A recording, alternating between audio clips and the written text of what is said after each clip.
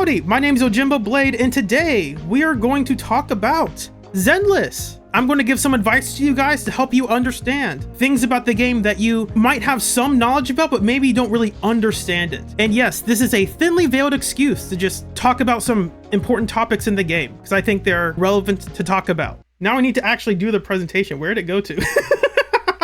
Now I need to set this up. This is the problem with two monitors. Yes, scuff. Scuff is important. This is the TLDR. The TLDR is that this is the advice from a low investment endgame player. I do play the endgame and I do enjoy the game. That's why I play it. And I also want you to enjoy playing Zenless, but not the way that I do. Enjoy it in the way that you like to do it, within reason, of course. If your enjoyment of the game is not healthy, then I will tell you that. One thing I do want to stress is that you do not have to like Zenless's endgame to enjoy playing the game. You really don't. I promise you. There are so many things you can do. Every patch has a lot of different side events. Lots of different agent stories are available. If you haven't played through them all, they're all pretty good. I think some of the weaker ones are the standard agent stories at the launch of the game. Half of them were really good, half of them were just okay. Lots of neat interactions. I can actually show this in the game. There's also some TV mode stuff. If I go to... I'll go back to the live real quick. For some reason, if you go to this public security poster here, and you press on it, you read some stuff. As a proxy, you can't take a second look, publicity, blah, blah, blah. Looks like another proxy got hooked too, and for some reason, Yidhari shows up and talks to you. That's neat. Like, they don't get anything from adding this conversation. It's just really cool that it's here. Someone in chat already mentioned it. If you look at these tabloids talk about headlines, sensationalize. It's Monica's gossip. Good thing Billy's not here.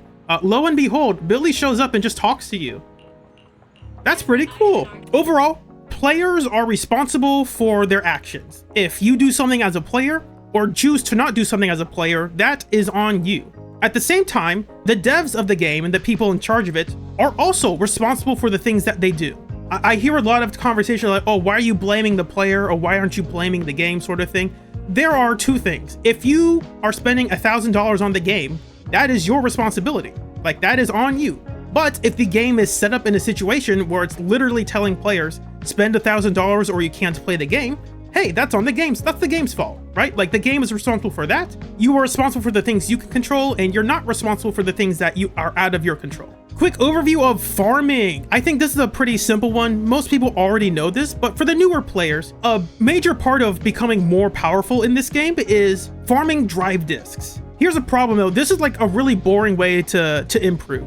And when I say it's boring, it's you spend 60 battery to do one round. Usually each day you can get 5 of these in before you run out of batteries. And you do it again 5 times. And then when that's done, you look at what you have and you say, okay, are any of these good?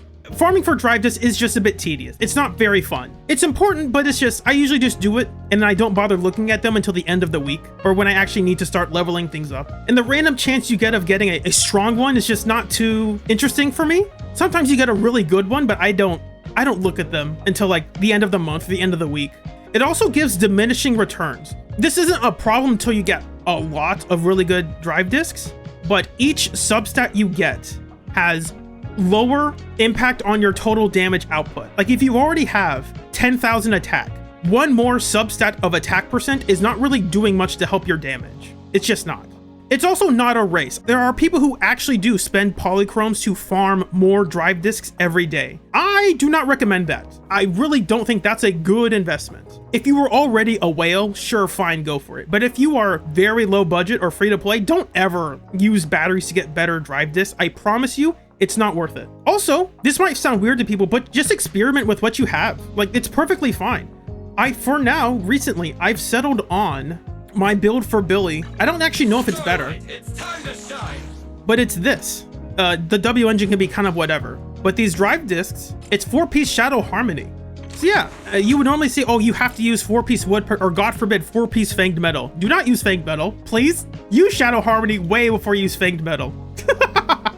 And also, this 2-piece Woodpecker Electro, that's only giving 8% crit rate. If you have better drive discs that are of a different 2-piece, or they don't even have to be a 2-piece, if you just have really good drive discs from a different set, feel free to use them.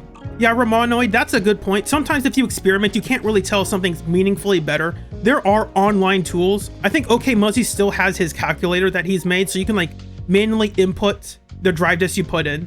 But my final piece of advice is that perfect drive discs aren't really important if you are not skilled at using them, if that makes sense. Understanding how to play the agent is way more important than getting perfect drive discs. If I let someone borrow my account and I told them I want you to play a Billy team, and I took their account and I played what they had was available, I could probably get a higher score than them. My drive discs are really good. I just know how to play Billy better than they do. Next fun one is gatekeeping. If you don't enjoy the game, stop playing.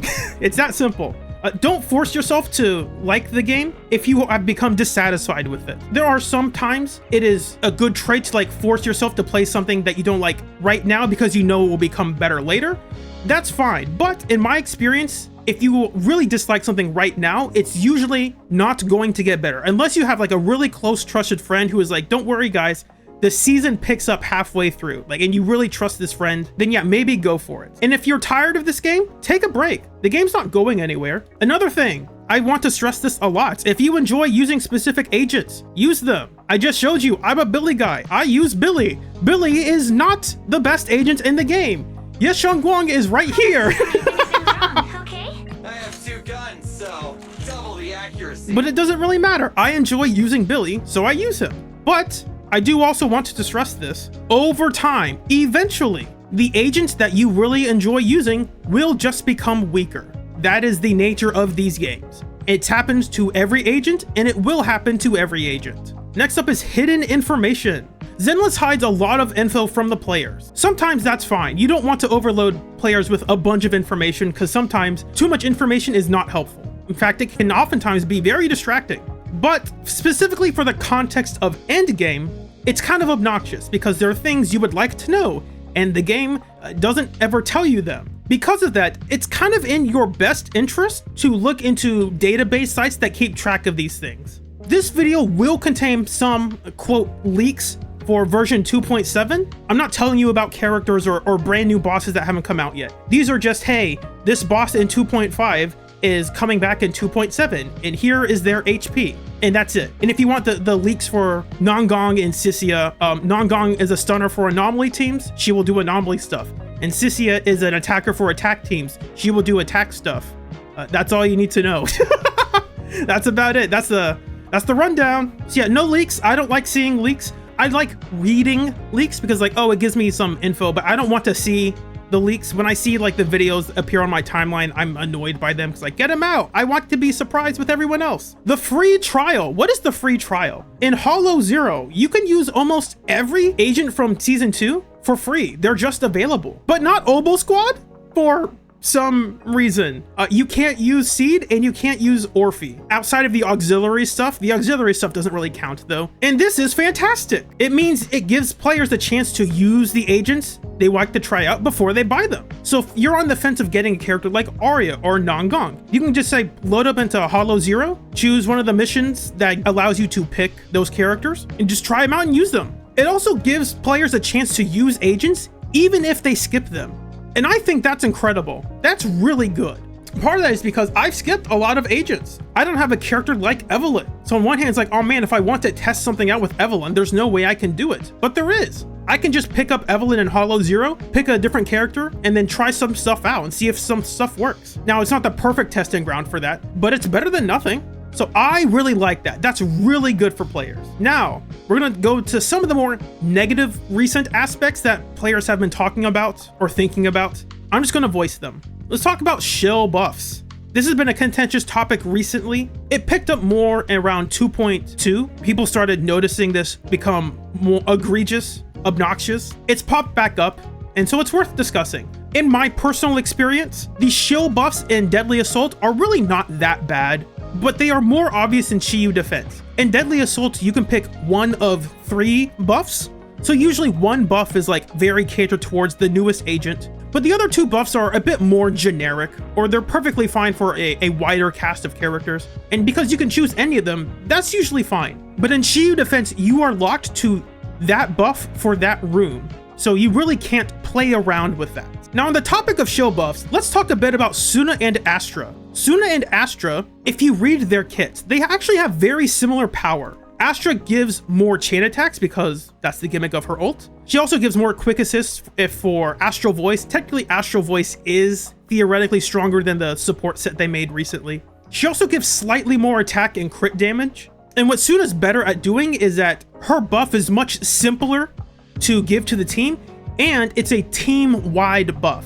I have heard from so many people talk about how Astra is one of the most easiest brain dead character agents to use in the game. That is not true. That has never been true. I had a long talk with Kete last night on his stream, and we told players, like players were saying, what are you talking about? What do you mean Astra's difficult? Astra's buff is per agent, and she has to spend her energy to use it. There are many times I've had to restart runs because the wrong character got Astra's buff and Astra did not have enough energy to give it again. That's what, oh, you play her and you don't have to think about it. It's like, no, dude, you have to think about it. It's really annoying.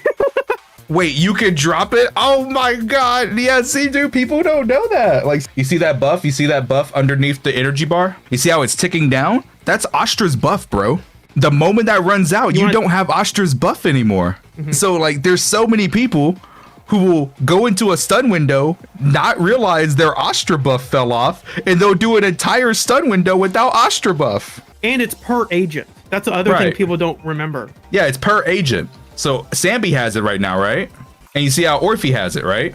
You see how Sambi and Orphe's buff duration is different? Sambi's is gonna run out first. But I cannot tell you, bro, how many times someone send me Evelyn gameplay and their lighter will steal the Astra buff, and I'm like, yes. Oh my God, yes. you just did 5 chain attacks and an ultimate without Astra buff. Oh no. You can't do, bro. You gotta pay attention. There is a lot more that goes on to using Astra well. It is not the same. She is so much harder to use than Suna. It's not even close. I just want people to stop lying about how easy Astra is to use. Astra is easy to use in the same way that a character like Miyabi is easy to use. Oh, you just don't think about it. It's like, yeah, and if you don't think about it, you will get a much worse score. Astra takes time and effort to use properly. Stop lying to players and telling them she's easy mode. She's not. Suna is easy mode.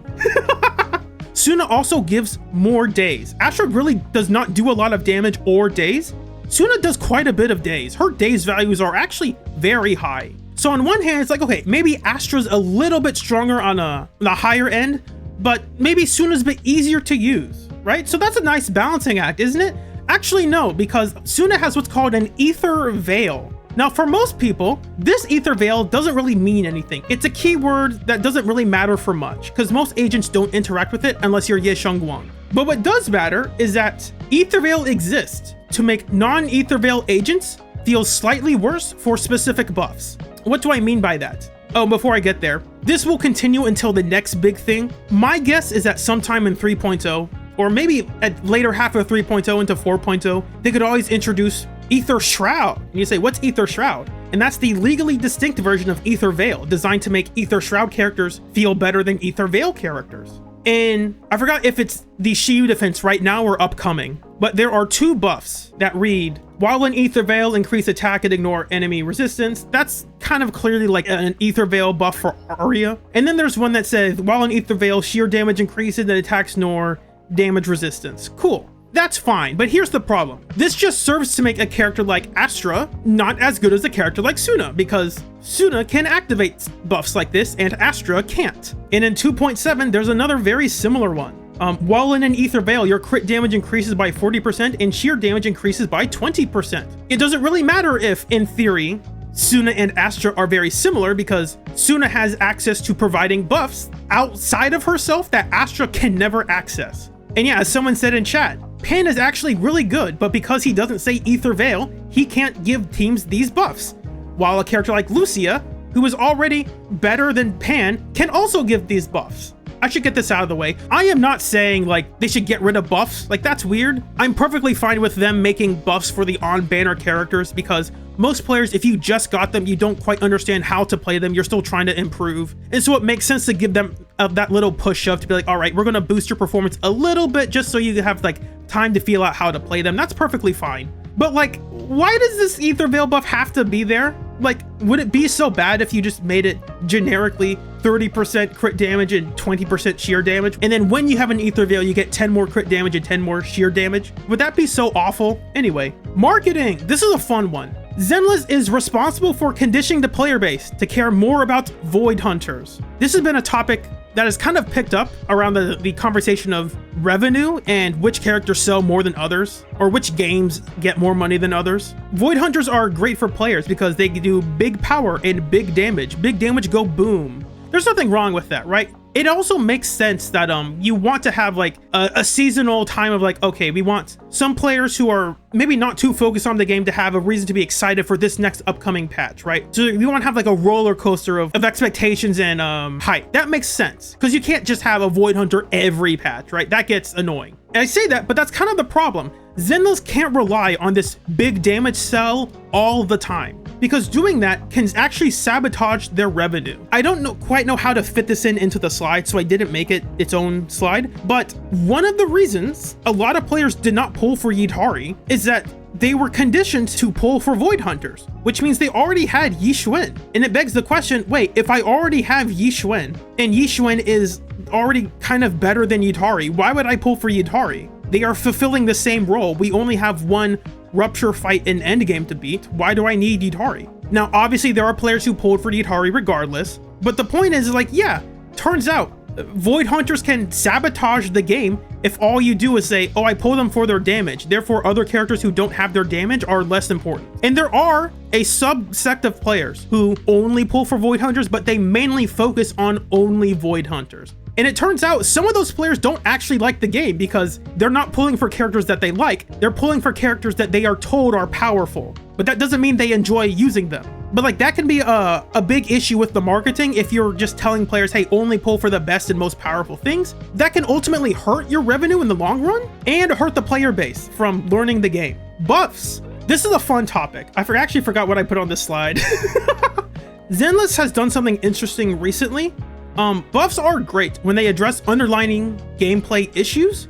This includes characters like Ellen, or Soldier 11, or Soldier Zero Ambi, where at the launch of the game, Ellen had a gameplay style that did not age very well. The game got a lot faster and Ellen suffered because of it. And they also help modernize agents. Characters like Grace and Bernice, they were given a blooms to be like, hey, if this character were designed right now, would they be designed in this current position or would they have something a little bit different? In the buffs, they gave these characters a blooms, so that's nice. And they are also nice when they give you new tools to work with. It's not just a, hey, here's more damage, but here's an interesting way to do more damage. So a character like Lycon now has a way to do a lot more days than he used to, in a way that other characters don't quite get to do, and that's really interesting. All of that said, buffs should never be the solution to fix fundamental endgame design problems. So for instance, I hear conversations that boil down to X agent should get a buff because they do not deal enough damage.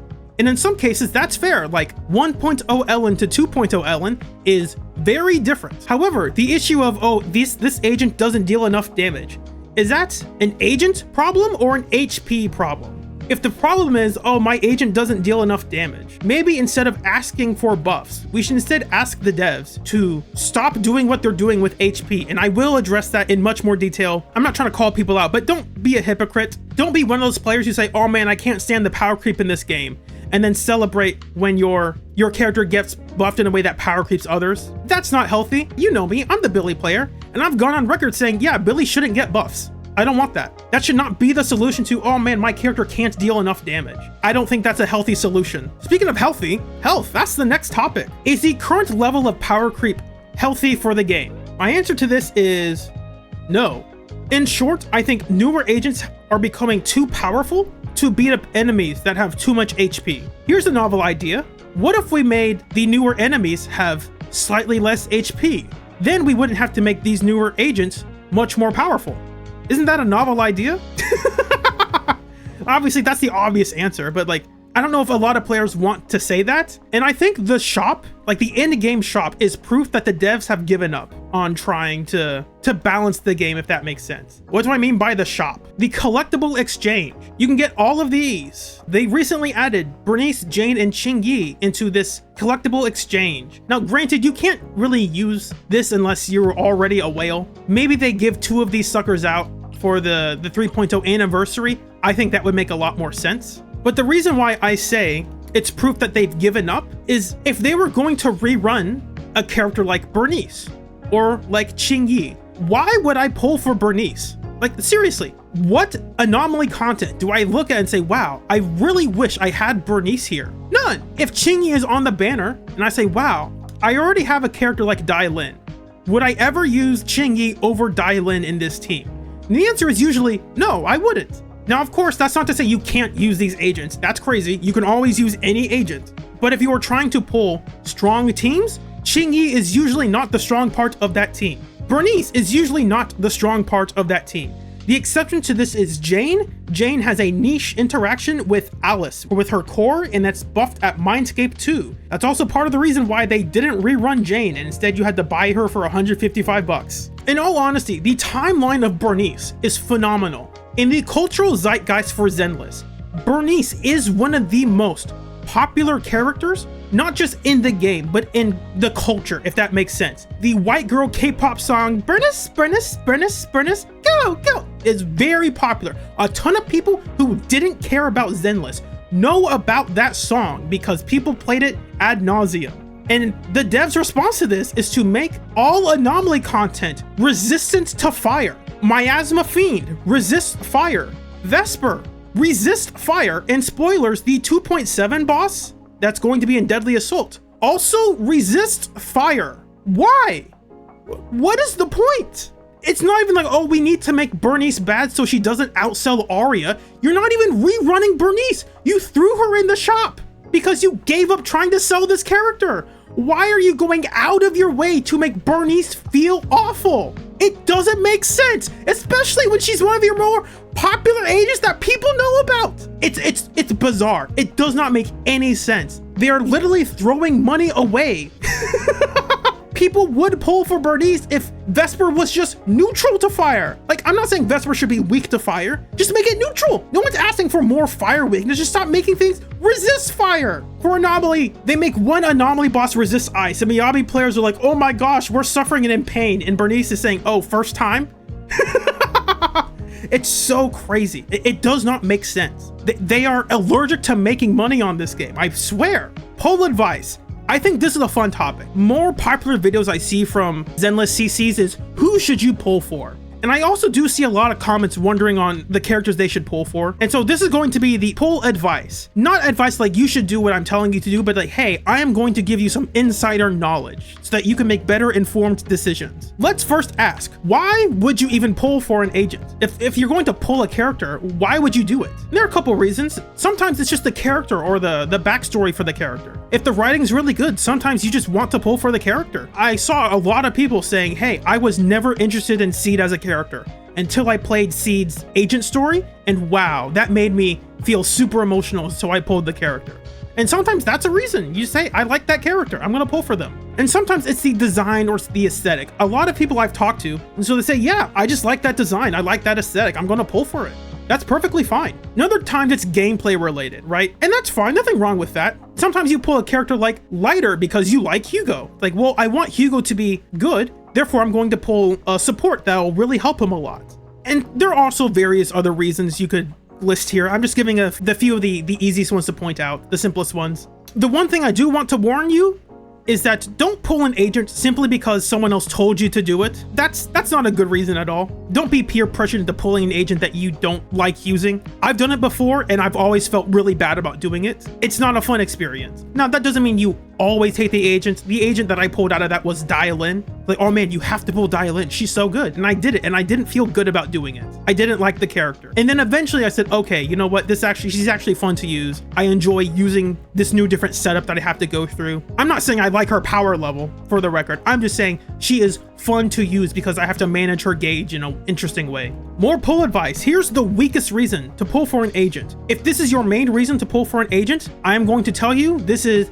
the weakest reason. Investment. This agent will be very good for a long time, so it's cost effective for me to invest in them.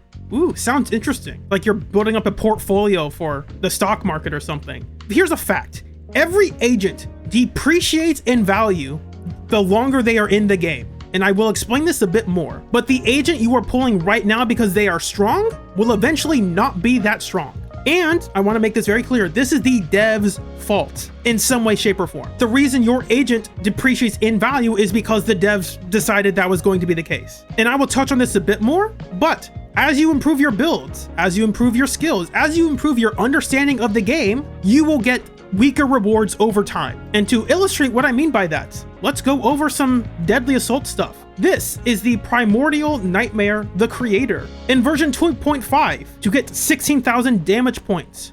The reason I'm picking 16,000 is because that's exactly 12 HP bars. If you look at the top part of the fight, bosses start with the number 29, and that drops all the way down to 0 once you kill the boss.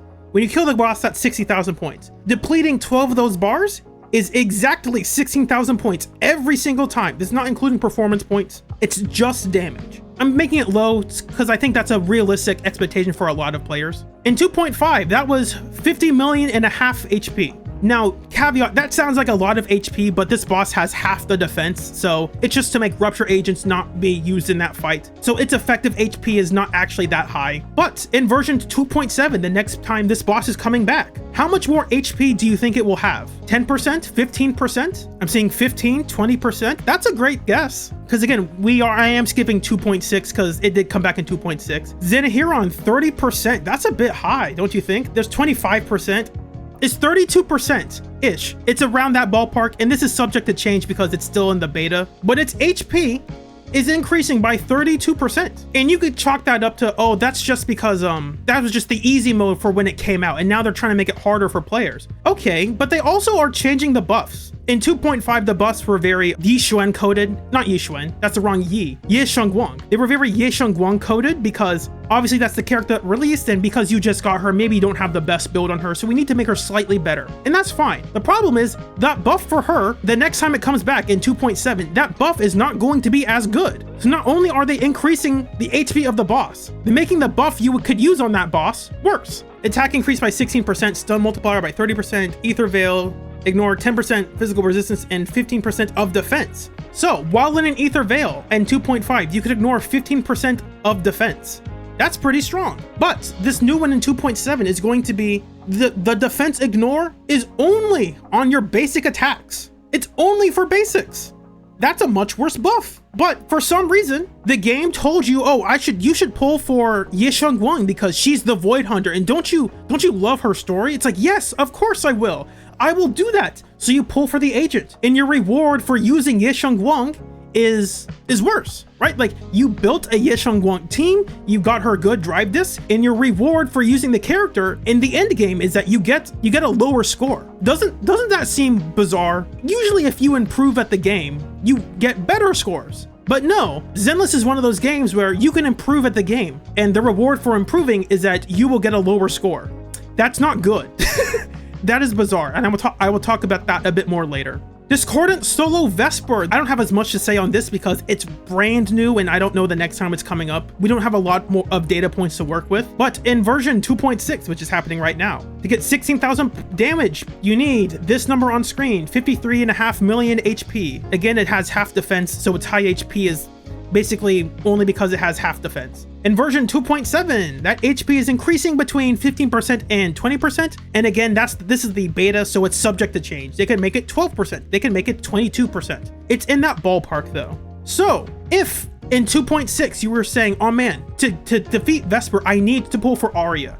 And then you pull for Arya. The next time you use that exact same team against Vesper, you will just get a lower score. It's just going to happen. Unless you can make your build or your gameplay 15 to 20% stronger, you will get a lower score. Primordial Nightmare, the creator, came out in 2.5, and in 2.7, its HP is bumping up by 32%. Imagine its HP what it's going to be in 2.8 or even 3.0. It's not going to get lower, it's just going to get higher. Here's the endgame dilemma. If you are a score chaser, over time, you will improve your builds. You will improve your skill execution. You will improve your understanding of the game.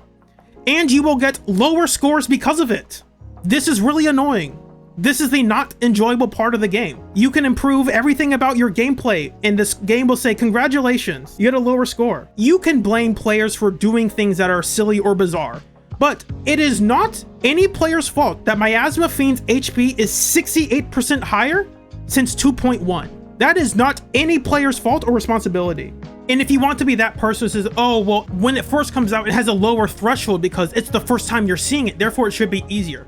Okay, then since it came out in 2.2, it has 40% higher HP. So if you used Atlas's best team on release, even if you went out of your way to improve your drive discs, or you decide, hey, I'm gonna pull an extra Mindscape or an extra W engine, none of those will give you a 68% damage increase. Like, none of that is going to do it. One more Mindscape is not the difference maker for, oh, now I can get 68% more damage. But this is why when I talk about the investment angle, the best time your agent will perform is the patch they release. And every patch after that, they will perform worse and worse and worse over time. That is just the nature of things. I know it stinks to hear that. You can't go back to 1.5 when Evelyn and Astra were the best thing. Evelyn is never going to be as good as she was when she released. But Pompeii is coming back next week, or actually this week in Deadly Assault, so look forward to that. Now, some might say, oh, how do we solve this issue of this damage increase?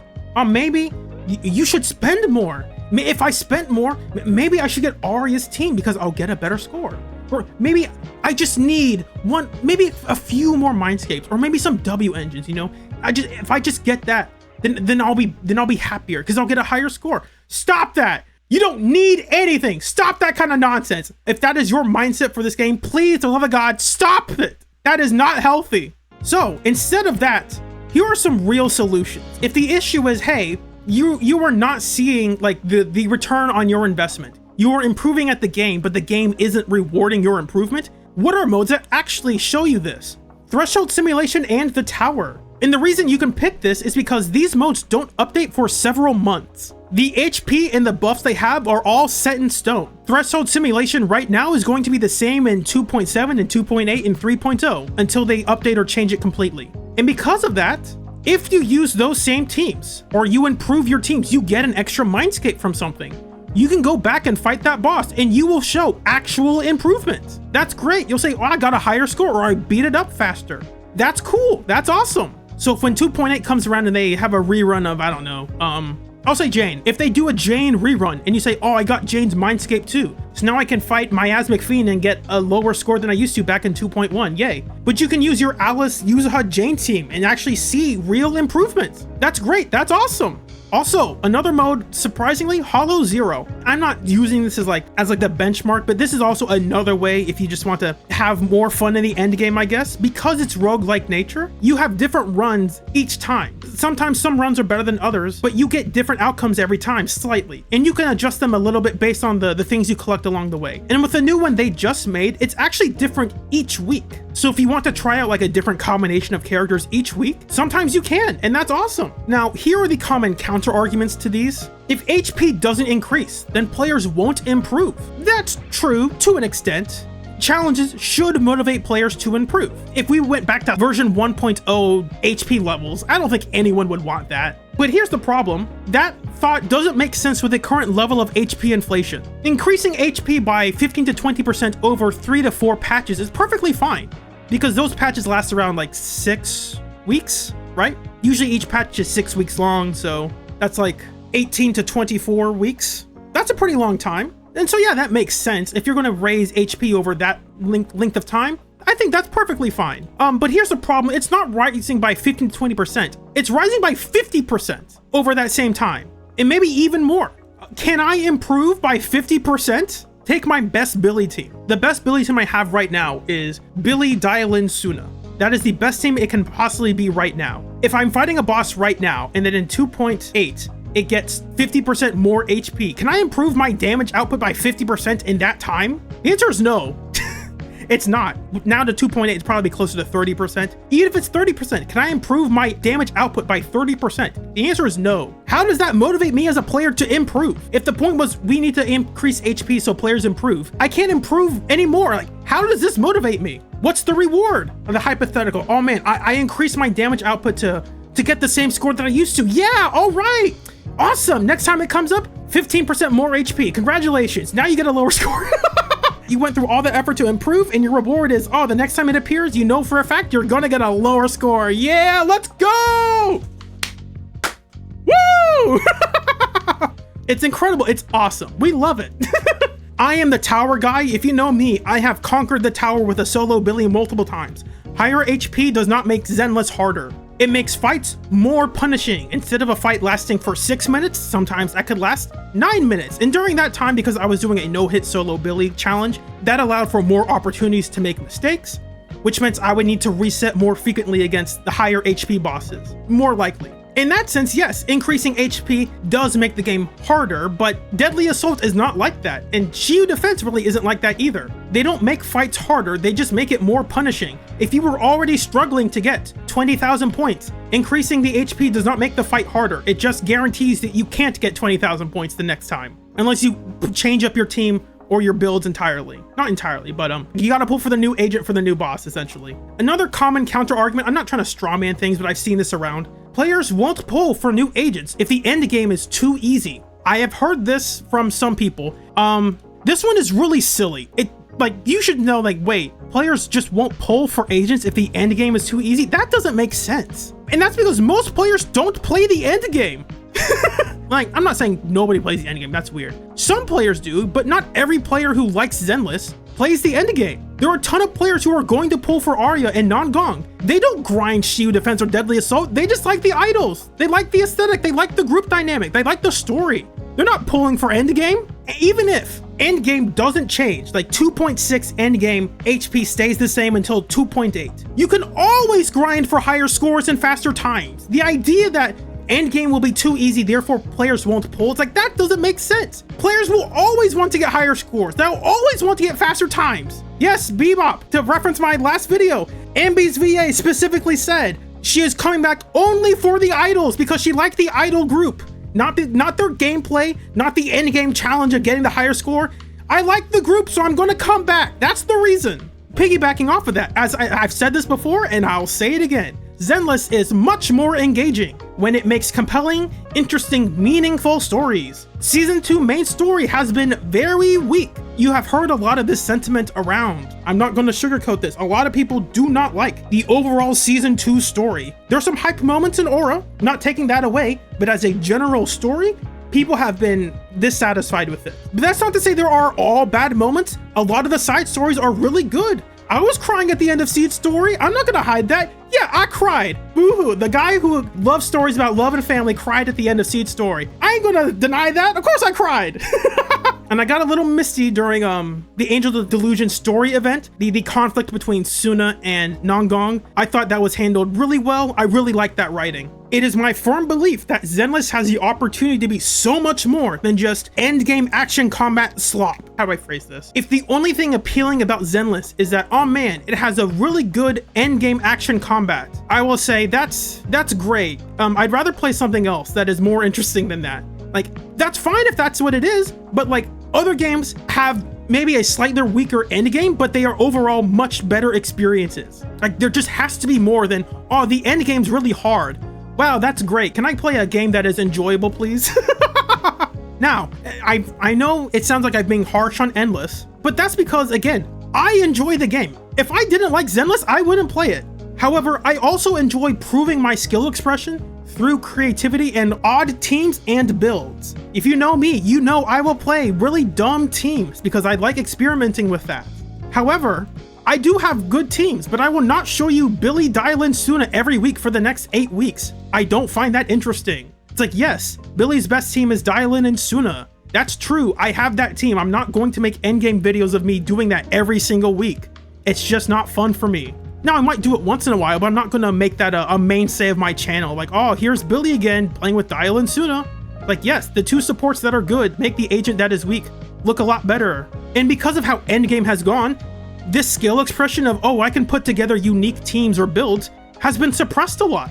It really stinks. Now, there are still some opportunities where you can use this, but there are much less. There are times I can still be a bit creative in my team building. They are not as frequent as they used to be. And that's because the reason I make endgame videos is because I find a way to make them entertaining. I'm going through a quick slide. This is the closest I got to being playing a quote meta team. It's Miyabi, Yuzuha, Bernice. And I thought, how can I make this interesting? So I themed it around Ultra Marvel vs. Capcom 3. Oh, then I'll be back for more.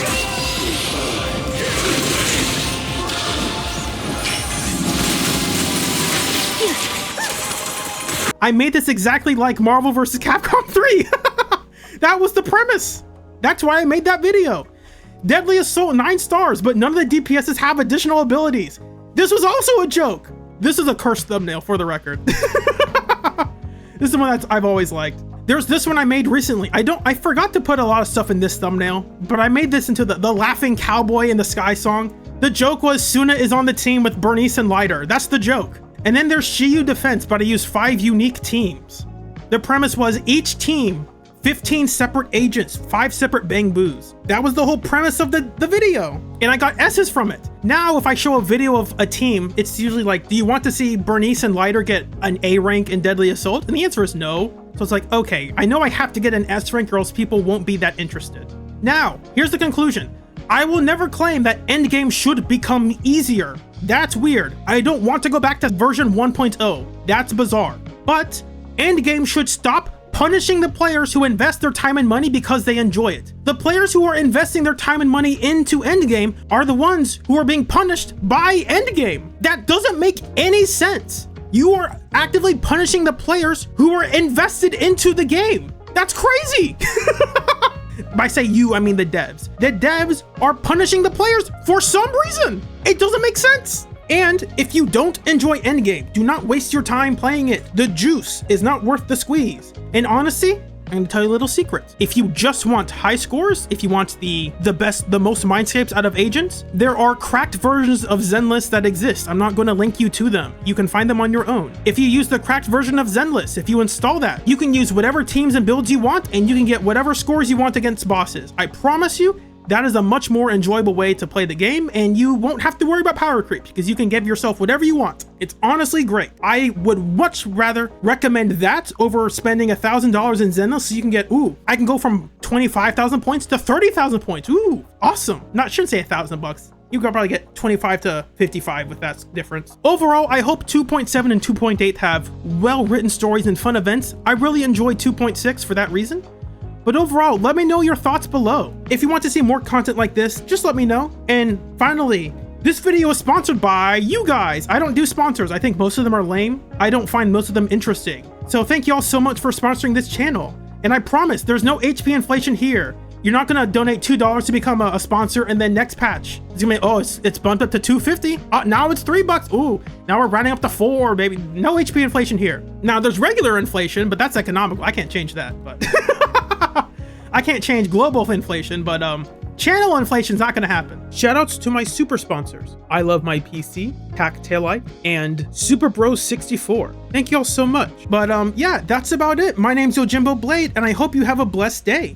See you soon. Chat, that was just to end the stream. Not the end the stream, end the video. Stream isn't ending. We're still here, baby.